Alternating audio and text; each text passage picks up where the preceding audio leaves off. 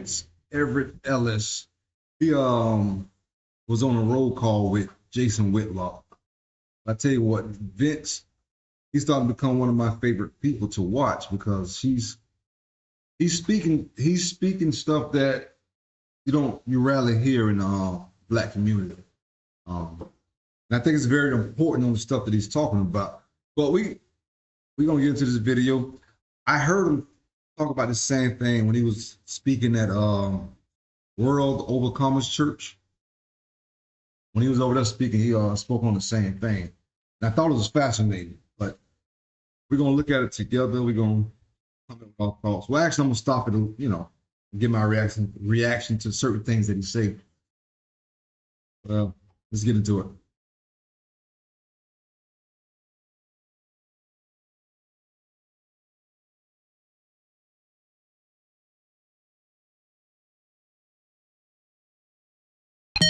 Very excited for this next speaker. First time I've met Vince Everett Ellison in person, but Vince is bold. Vince ain't scared, and Vince helped me crystallize one of the thoughts I had in my mind. He said it so perfectly about we've lost, in America, the culture has lost where our rights come from. Yeah. We've been convinced it's the government. And Vince explained it so eloquently and perfectly, and it's like it nearly knocked me out of my chair. And so I don't want to ruin it. Vince, come on up here, join the preach-off, but be quick, but don't hurry. Best dressed guy at the event. Good to see you, brother.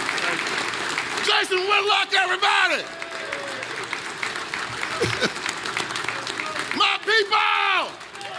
My people!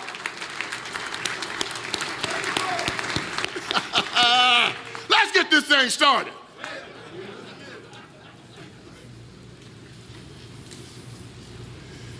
My friends, it is an honor to be here, to see all of your beautiful faces, to see these beautiful people here. It is just an honor. God is good. I grew up not very far from here, a small town called Brownsville, Tennessee.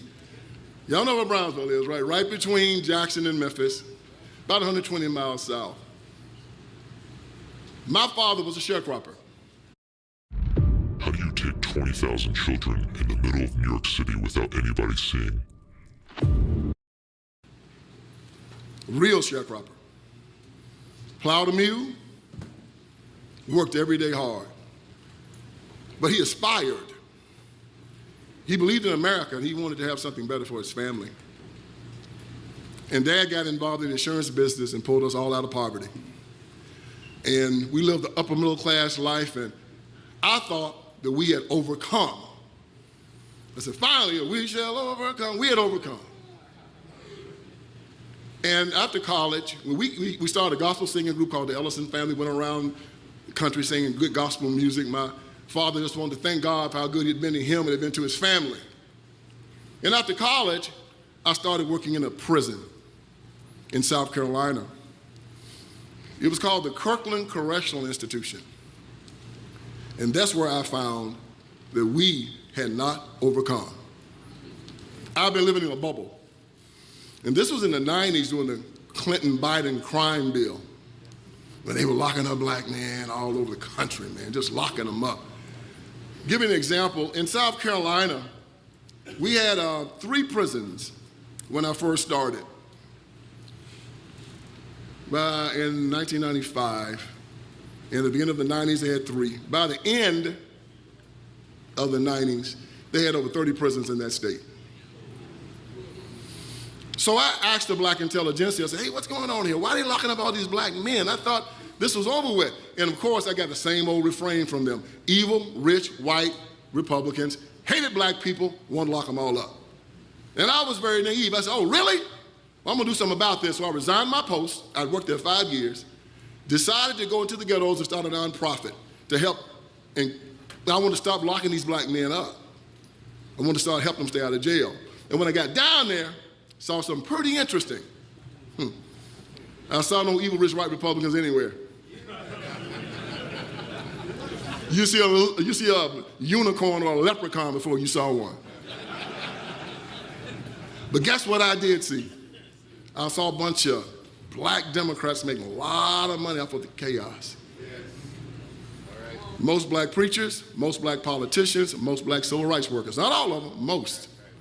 And I called this group the Iron Triangle. And I wrote my first book about it.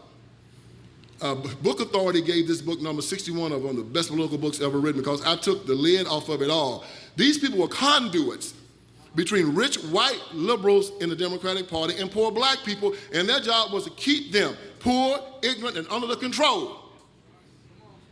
By hook or by crook, street money, bribing, intimidation, you name it, they did it. So in writing the Iron Triangle, I had to go on a journey. Now, to be honest, how many of us growing up in the black community, we was always taught the white Republican was a racist one, that he was holding us back. I heard it all my life. That's why I used to always think if you're a Republican, you were racist. If you was a white Republican, I thought you were racist. And I used to think if you was black and you was a Republican, something wrong with you. You're misinformed. But like I said, but when you pull the covers off and you dig deeper into stuff, yeah, pretty much like the what is that? The Wizard of Oz. The Wizard of Oz, huh? When you pull the curtain back, it was, wasn't who you thought it was. Yeah, I had to make sure I had my facts straight. But you're like Wizard of Oz, you know. The person running the show is not who you think is running the show, but they have you think that way. I kind of lost my train of thought because I took my focus off asking my wife something. I forgot what I was going to say, but it'll come back to me. Let's get back to the video. I'm pretty sure it'll come back once I start back watching the video. And it was an intense journey, like a 10-year journey. I had to go through the Trayvon Martin and Michael Brown and Eric Garner. And it was during this time when Kaepernick and all these guys were kneeling. And I was trying to wonder why they were so upset about America. I was born on the cotton plantation. These guys were supermen. I mean, you know, people loved them, making touchdowns, millionaires. Why are they upset? So I went to the Lorraine Motel during my journey where Martin Luther King Jr. had been assassinated. And in the museum, they had the I Have a Dream speech looping over and over again. And I was sitting there watching the speech. You know, King could rock this speech, right? Very good speech. And I was enjoying it. And I heard Martin Luther King say something in that speech. I'd heard this speech 1,000 times, just like you have. The great writer Thomas Wolfe said, you can see a thing 1,000 times before you see it once. And this is one of those Thomas Wolfe moments. And I heard Martin Luther King say something in that speech I heard 1,000 times, but this time I heard it differently. And I said, that's the poison pill. I heard him say, 100 years after the Emancipation Proclamation, the Negro is still not free. I said, that is a lie. I was born free. My freedom is a gift from God. According to John Locke, my gift is an unalienable right. An unalienable right is a right that's irrevocable, non-transferable, and unsellable. You don't ask government for that freedom. You defy government to come try to take it from you. Yeah, that's true. You are born free. You know, it's funny because my wife and I was taking my mom to the airport Sunday. And I asked my mom, I said, Mom, let me ask you a question. She said, yeah. I said, you're not one of those people who actually believe that Donald Trump gonna put you back in chains, do you? She was quiet for a minute. I began to worry because a silence had kind of made me think she was thinking some different way. And then she said, I was never in chains, so I'm gonna go back in chains. I was like, thank you. I said, I just wanted to make sure you wasn't one of these Looney Tunes out here that's saying that Trump gonna put them back in chains. I said, that was a great answer you gave me. I said, now only we can just convince everybody else to think that same way. We're the only group of people that will voluntarily put ourselves back into slavery or back into chains, as they say. The only people. Because we're willing to believe the lie that they keep selling us.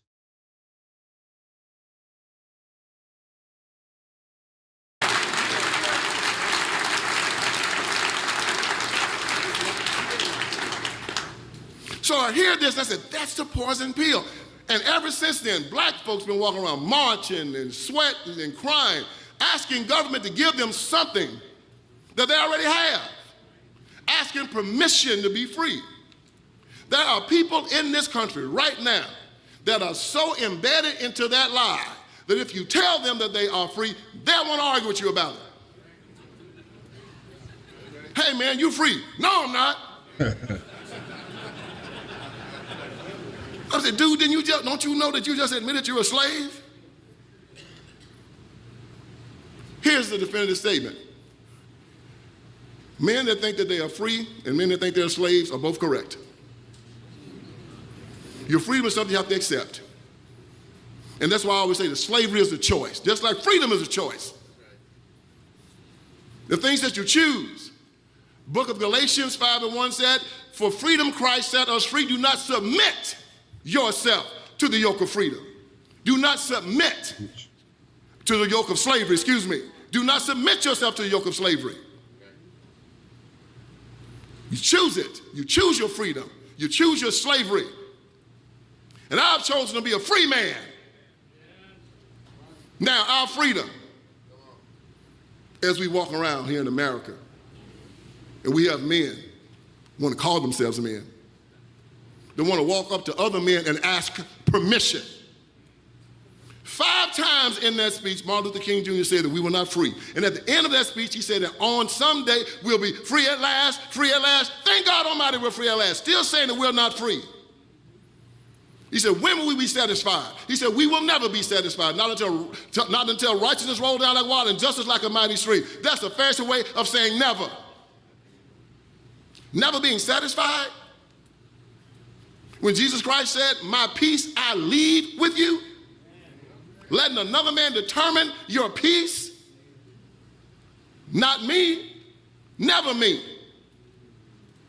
So when they come to you, as they will, and they try to make you feel some type of way about their feelings in America, how they, you're responsible for my position in America. You're responsible for me not having a job. You're responsible for me being poor. You're responsible. I want you to tell them this. You say, I am a free man, and you're a free man. If you want a good job, I help you find one.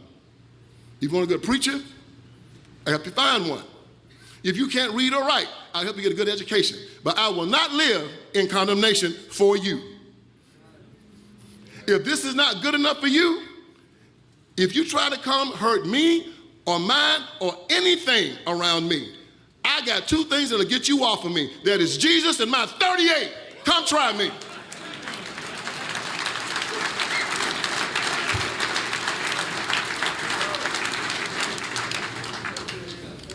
Your freedom is a gift from God. You don't ask another man for you to fire him to come try to take it from you. Walk around begging you for my freedom. Come take it. Come take it. So when you watch them try to deflect what they've done to somebody else, oh, they're good at that. They're good at that. They'll say, oh, it wasn't me, it was the Republicans. It wasn't me, it was the white man. It wasn't me, it was the black man. It wasn't me. No. You said, no, it was you. It was you. You're the one that's passing laws making it legal for demented men to go into the bathroom with my wife and my daughter. What kind of man would vote for a person that would even suggest that they pass such a law? You're the one that's passing laws that allow drag queens to go into schools and shake their hands in my children's faces. You're the one. You're the one that's voting for abortion until the 9th month. Seriously, who's really okay with that? Who's okay with drag queens? Understand this. When you see them, they're not just dressed like normal They're not dressed conservative. Let me say that. They always dress provocative. Why do you have to be dressed provocative to go and read to a bunch of kids? Why is it so important that you have to be dressed in drag to go read to a bunch of kids? The key point is you should just go read to the kids just to read to the kids. I don't understand why they have to be dressed in drag to read to the kids. Why? I mean, you don't see me go around dressed in a fake cop uniform just to go tell somebody what their rights are. No, I'm coming to them just how I am and tell them, hey, you got freedom in Jesus Christ. I never understood that. Why it's so important for you to read to children in drag. I mean, I understand why they're doing it, but I don't understand why they're doing it, if you get what I'm saying. You're trying to promote something that has nothing to do with reading to kids. It's a form of cohort. How you say it? How you say it, baby? Who? Out loud, I can't hear you. I know I'm saying it wrong. Cohort? Say it again, baby. Out loud. No. She don't want to be on camera right now. She ain't. See that she ain't the part right now, so she won't be on camera. Anyways, I believe the word is a cohort. God dog it. Why am I getting tongue-tied? Jeez. I know I'm saying it wrong. Is it cohortion time? No. Nope. I'm sorry, y'all excuse me. I'm having a slip of the brain. Coercion. No.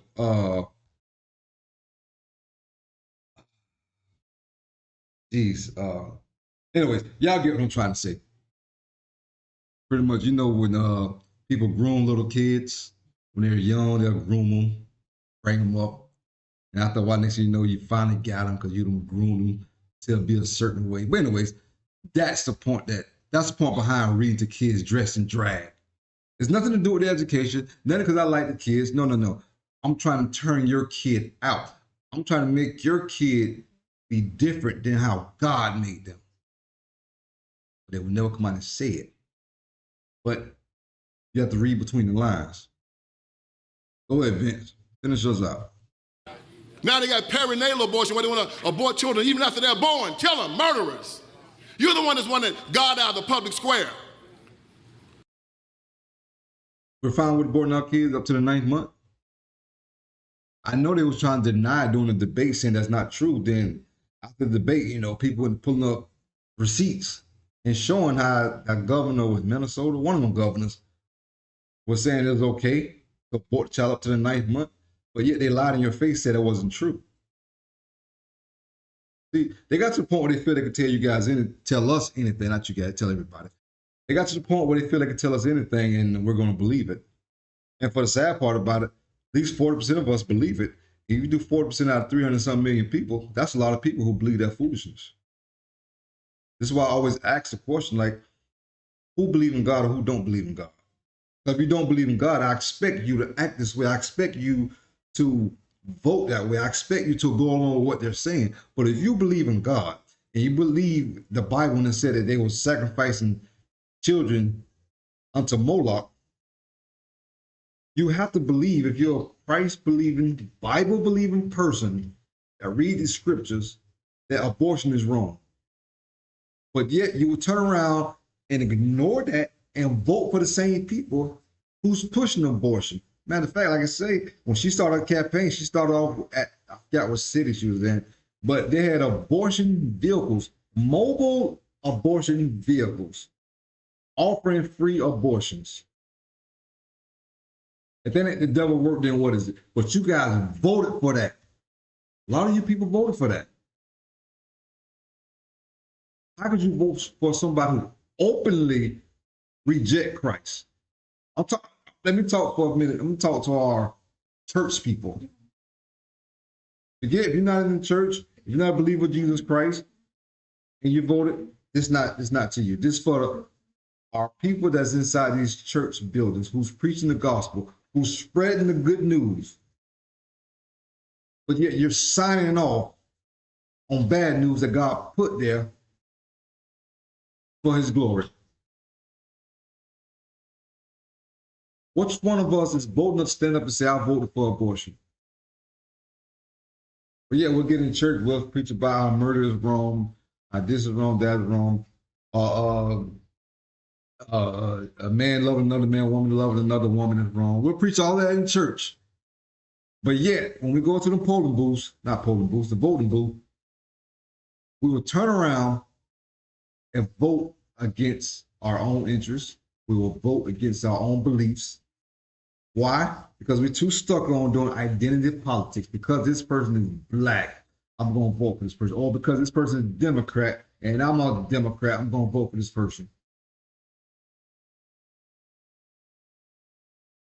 If I hear one more church that I go into talk bad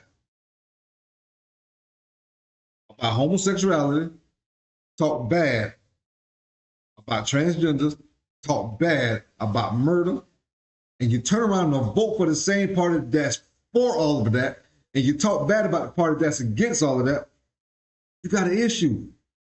You need to get back on your knees, get back to the Lord.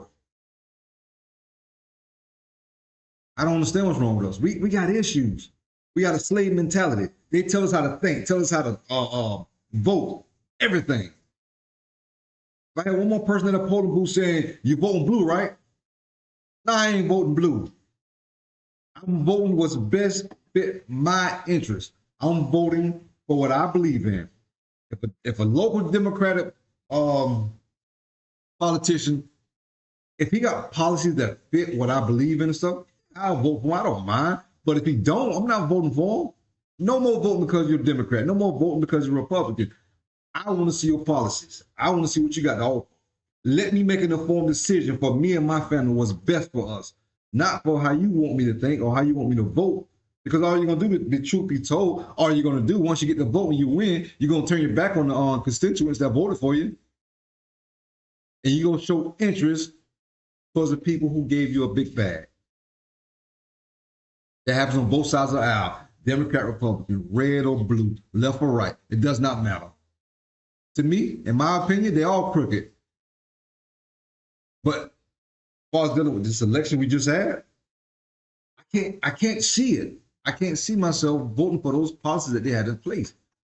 They have gotten bold with it. I mean, they're out there with it. But yet we say we believe in God. Christ set us free. We are free. But we are willing to put ourselves back in bondage. And then got the nerve to point the fingers at the other side. When we voluntarily walked ourselves back into bondage. I was once told people have a hard time accepting things that's free. Like the gift of Christ, like the gift of eternal life is free. You don't have to work for it. It's given to you. You just got to accept Jesus Christ as your Lord and Savior. But we make it seem so difficult to live this life, to live with Christ. It's not that hard. First thing I do is accept and believe. Then let him clean you up. Don't try to clean yourself up. You'll never get clean trying to clean yourself up because you don't have the power to do it. But yet, I rely on someone who had the power to get himself up from the grave. That's who I'm willing to put my trust in. I don't care about these politicians. I don't care about Donald Trump. I don't care about Kamala Harris. I don't care about Barack Obama. I don't care about Bill Clinton. I don't care about George Bush. I don't care about none of them Joes who've been here since I've been alive. I care about Jesus Christ. The fact that he got back up. If he didn't get back up, then we have an argument. You guys have an argument. But the fact that he got back up, his body's no longer in the grave. And he's alive today. I ain't got time for you to put me back in bondage. I'm free. Slavery was always a choice. I used to hate hearing when people say that slavery was a choice. I'm like, it wasn't no choice. They were forced to go there. Nah, it was a choice. They could have rebelled. Someone probably would have lost their life, but they could have rebelled. But you have to think free in your mind. We're not thinking that way. Why our schools say, God is not welcomed here. It's you. It's not them. It's you that are putting children into prostitution. It's you that don't educate these children. It's you that's trapped them in failing school. It's you. And I'm tired of you. Look them in the eye. Not scared of you. Talk about white supremacy, white privilege. Yeah, it is a privilege to be white, but it's also a privilege to be black.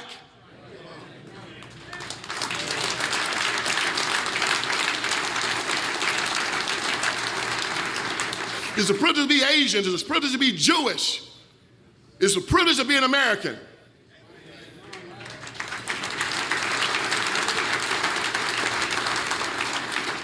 You talk about systemic racism. If it is systemic racism, you're the racist because you run all the systems.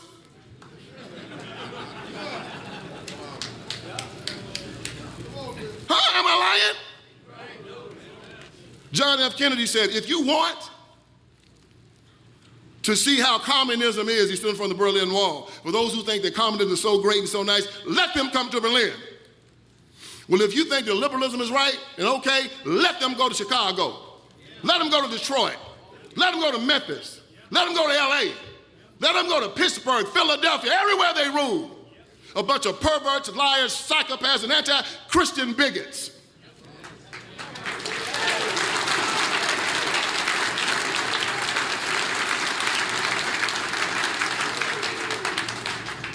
It's time for us to stand as men, unapologetic. Christian men, Muslim men, Jewish men, all men of the book, all American, saying we draw the line here. It stops here. My tolerance is over.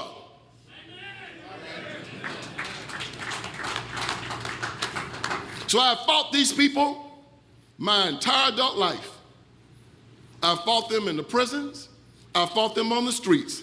I've fought them in the halls of power. I will fight them till hell freezes over. And when hell freezes over, I'll fight them on ice. Thank you. All right. Let me pause real quick. I was Vince Everett Ellison. Vince Everett Ellison. I think I said his name right. So let me know what you guys think about what he said. Let me know your thoughts. Any comments, suggestions. But I will say this though. Many times in our black community, our black leaders in the community. Hang on one second. Okay. All right. I'll pick the sun up in a little bit. But many of us in the black community, our leaders in the black community, they sold us out. Not all of them, but a lot of them sold us out. Why do you think in our communities, we're still at the bottom? Like you go to a black neighborhood, not all, but a lot of them are still ran down. Why is that? And we vote these people in office. I'm talking about our local leaders. That they come to your church house, they get in the pulpit, and they beg you for your vote. But yet, once they get your vote, you don't never hear from them again. And yet, our communities are still ran down. Why is that? We got to think about that for a minute. But they'll always holler black, black, black. We got to look out for each other. We got to take care of each other. Man, listen. Enough of all that. We need to get to Bible. That's just what it is. Because we're never going to get nowhere by hollering about race. Matter of fact, there's only one race. That's the human race. Let's stop looking at skin color, like black or white, yellow. If you're Mexican, you're black, or you're Chinese, whatever. That keep us divided, keep us separated. Because in the book of Genesis, Eve is the mother of all, pretty much you can say that, right? So if Adam and Eve started it, then we all the same race. We may have different complexion of skin, maybe born in different regions, whatever, different countries, but we all the same. Acts 17 says God made from one every nation of humankind. So we all come from one. No more race. Stop being a race hustle. A lot of these cats are a race hustle, and they get us every time. It's a lot that I want to say, but I want to make this video about 15, 20 minutes, but I know I done ran past it. I'm at I'm at 29. I'm finna go on 30 minutes. I'm gonna cut it off right there. I had a lot to say, but I'm just stopping because I don't want this video too long for the few of you guys who are gonna watch it. But hey, man, like actually subscribe, comment, suggestions, give me your opinion, your thoughts. Get back with me. I'll see you on the next video. Peace. I'm out.